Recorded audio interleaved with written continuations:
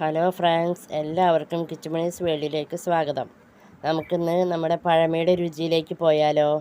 ചക്കക്കുരുവും മാങ്ങയും വെച്ചുള്ള കറി എല്ലാവർക്കും അറിയാം, എങ്കിലും ഞാൻ എൻ്റെ രീതിയിൽ ചെയ്യുന്നത് ഒന്ന് കാണിക്കുകയാണ്. ചക്കക്കുരു നന്നായി തൊലി കളഞ്ഞ് എന്ന് വെച്ചാൽ ആ ബ്രൗൺ കളർ തൊലി നമുക്ക് കളയണ്ട. അത് ക്യാൻസറിനെ പ്രതിരോധിക്കാൻ ശക്തിയുള്ള തൊലിയാണെന്നാണ് ഞാൻ വായിച്ചറിഞ്ഞിരിക്കുന്നത്.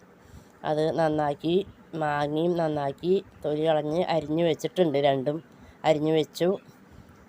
അതിലേക്ക് ഇനി കുക്കറിൽ വേവിക്കാമെന്ന് ഞാൻ വിചാരിച്ച് കുക്കറിലേക്ക് എല്ലാം കഴുകി വാരി വെച്ച് മഞ്ഞൾപ്പൊടിയും ഉപ്പും ഇട്ട് കുക്കർ അടുപ്പത്ത് വെച്ച് വേവിക്കുകയാണ്.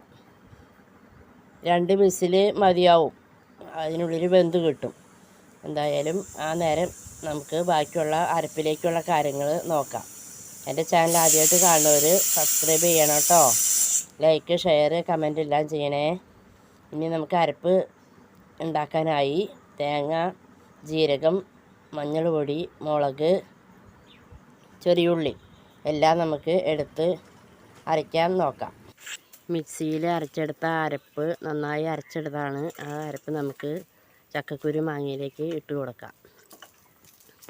നന്നായി ഇളക്കുക, തിളയ്ക്കരുതെന്ന് എല്ലാവർക്കും അറിയാമല്ലോ. ഇളക്കി യോജിപ്പിച്ച് ചൂടായി വരുമ്പോൾ നമുക്ക് ബാക്കി അതിലേക്ക് താളിക്കാനുള്ള കാര്യങ്ങൾ നോക്കാം. അതിലായി നമുക്ക്